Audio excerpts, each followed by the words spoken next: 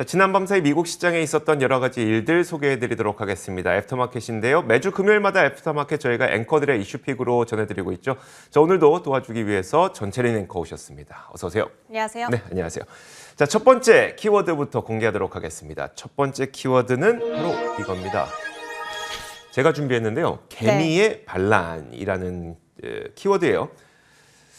자, 어떤 느낌일 것 같으세요?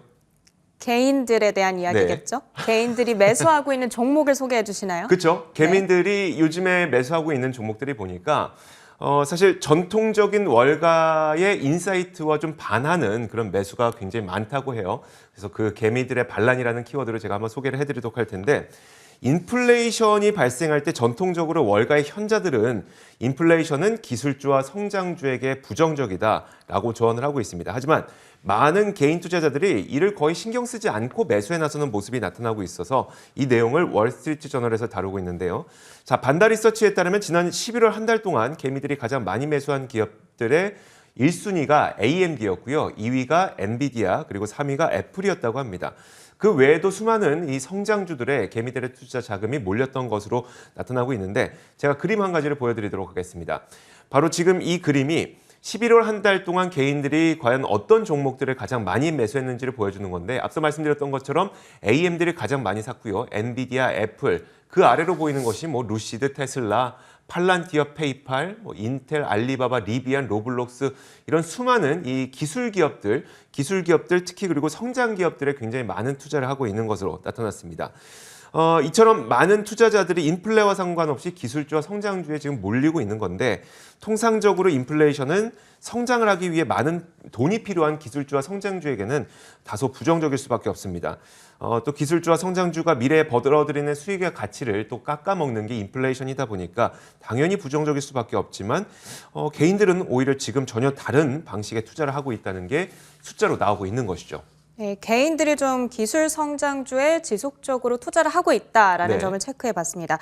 그럼 다른 수급 주체들은 또 어느 쪽에 관심을 두고 있는지 궁금해지는데 기관들의 경우에는 어떨까요? 반면에 기관들은 이 기술주에서 좀 빠져나오는 순유출의 흐름을 보여주고 있어요. 자, 펀드 자금 흐름을 추적하는 EPFR에 따르면 기관 투자가들은 지난 2주 연속 기술주 펀드에서 빠져나오는 흐름이 포착되고 있습니다. 지금 보시는 그림 가운데 가장 오른편에 있는 두 개의 하락을 보이고 있는 두 개의 바그래프가 바로 그걸 보여주는 건데요. 지난 2주 동안 약 20억 달러어치의 자금이 기술주 ETF에서 유출이 됐는데 이건 2019년 1월 이래 가장 많은 금액 규모라고 합니다. 자, 동시에 기관 투자가들은 가치주를 중심으로 좀 매수에 나서고 있는 것으로 나타났는데요. 소비재라든지 헬스케어 그리고 유틸리티 이런 쪽을 중심으로 매수를 하고 있다고 합니다. 자, 반다리서치에서는 개인들은 이런 매크로 지표보다는 IPO라든지 아니면 경기 부양책 이런 마이크로적인 이벤트에 훨씬 더 민감하게 반응을 보인다면서 현재 개인들은 인플레이션에도 불구하고 기술 성장주에 많은 투자를 하고 있다. 이런 이야기로 드시면 될 것 같습니다. 개인들의 투자가 잘못됐다는 것이 아니라 지금 시장은 이런 현상을 갖고 있다는 그런 특성으로 좀 받아들이시면 될 것 같습니다. 자, 이렇게 첫 번째 키워드 살펴봤고요. 이어서 두 번째 키워드 한번 보도록 하겠습니다. 두 번째 키워드는 뭘까요? 불프 종목 쇼핑입니다. 자, 블랙 프라이데이를 맞아서 어떤 종목을 구매해보면 좋을까 이런 고민을 하고 계신 분들 계실 것 같아서요. 우리가 블랙 프라이데이에 어떤 소비를 할까가 아니라 소비가 아니라 종목을 매수하냐. 어떤 주식에 투자해볼까. 그렇죠. 월가 전문가들이 연말 쇼핑 시즌 높은 수익이 기대되는 종목들의 리스트를 꼽아줬습니다.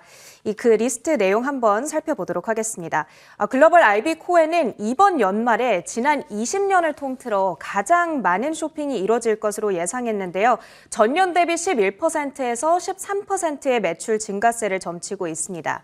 공급망 문제로 인해서 전반적인 재고량은 줄었어도 이 소비자들의 수요 자체는 줄지 않았기 때문에 오히려 상품의 평균 판매 가격이 높아지면서 기업들의 총 마진율이 개선되고 있다고 평가를 하고 있는데요.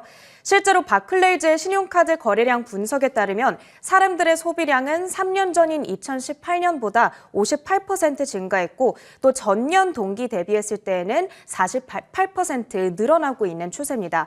그만큼 소비에 대한 수요가 지금 늘어나고 늘어나고 있다는 것으로 해석해 보시면 되겠고요.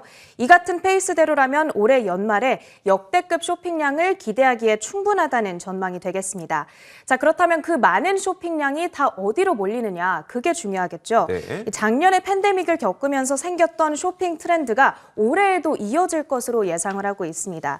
일례로 여전히 오프라인몰보다는 온라인을 선호하고요. 또 의류 중에서도 조금 더 편안한 스포츠 의류를 더 선호하는 트렌드가 되겠습니다. 따라서 이런 두 가지 쇼핑 트렌드와 부합하면서도 리테일 기업들의 발목을 그간 가장 붙잡았던 공급난과 인력난을 잘 피해갔던 종목들이 이번 쇼핑 시즌의 최대 수혜주가 되겠다는 평가가 되겠습니다. 자, 그러면 이 내용을 정리해보면 딱 두 가지 조건이네요. 온라인 이커머스, 그러니까 이커머스 업체이면서도 공급망 문제를 피해가는 기업이 있다면 이건 그냥 뭐 100% 이거 좋다 이렇게 볼 수 있을 텐데 어떤 기업들일까요? 네, 맞습니다. 그래서 그 리스트에 올라온 종목들 하나씩 리뷰를 해드리겠습니다.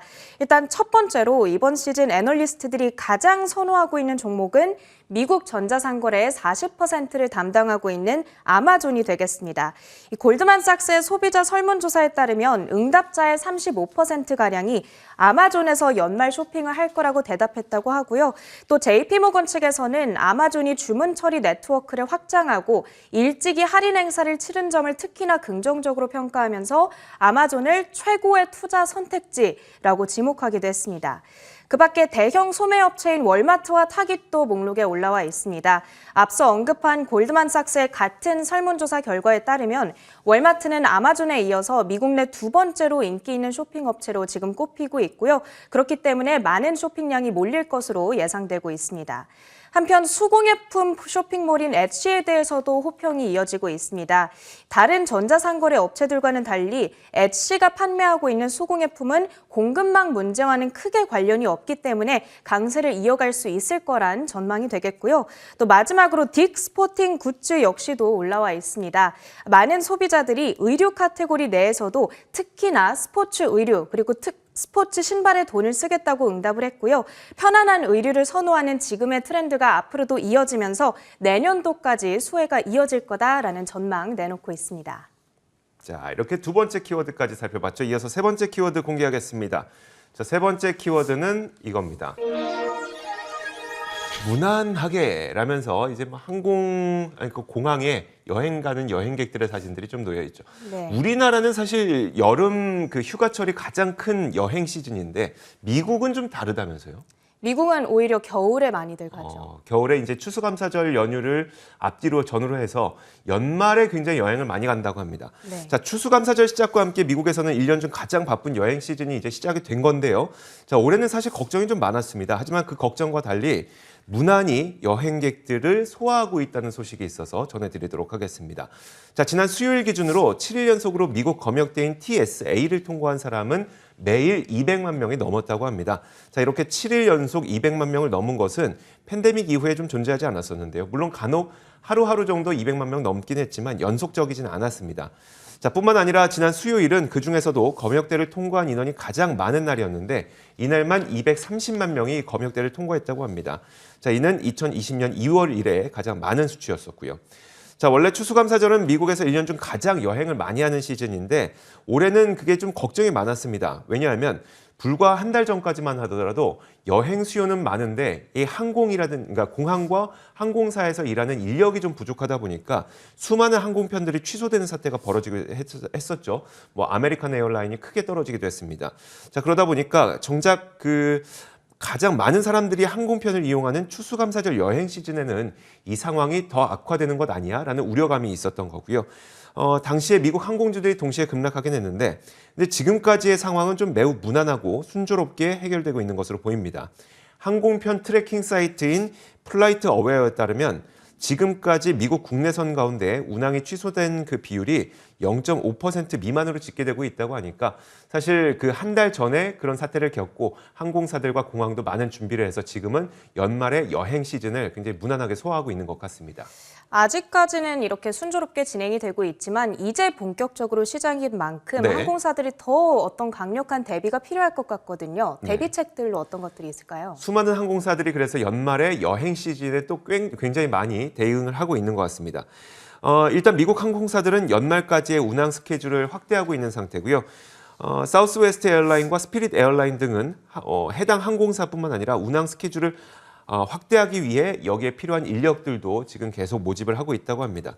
사우스웨스트 에어라인과 또 제트블루 어웨이 에어라인, 아메리칸 에어라인 이런 그 항공사들은 연휴 시즌 인력 확보를 위해서 현금 보너스 같은 어떤 인센티브들을 지속적으로 제공한다고 사람들을 모집을 하고 있는 상태이고요. 자, 그러다 보니까 월스트리트 저널에서는 이제 남은 여행 시즌도 무난하게 항공 수요를 좀 소화할 수 있을 것으로 전망이 되고 있습니다. 사실 항공도 저희가 과거에 봤던 것과 마찬가지로 약간 공급난과 비슷한 이슈가 있었습니다. 아무리 여행 수요가 많다고 하더라도 이걸 해줄 수 있는 인력이 부족하다면 항공편은 취소될 수밖에 없고 그렇게 되면 정작 매출이 안 나오게 되는 그런 문제점이 있었는데 사실 그런 우려를 딛고 지금 수많은 인력을 확보하고 무난하게 여행 수요를 소화하고 있는 것을 보니까 자, 이번 여행 시즌에 이 항공사들은 좀 무난한 매출을 기록하지 않을까 이렇게 전망을 해도 될 것 같습니다. 자, 이런 식으로 저희가 지난 밤 사이에 있었던 여러 가지 이슈들을 좀 짚어봤고요. 자, 애프터마켓이었습니다. 전체린 앵커 수고하셨습니다. 고맙습니다.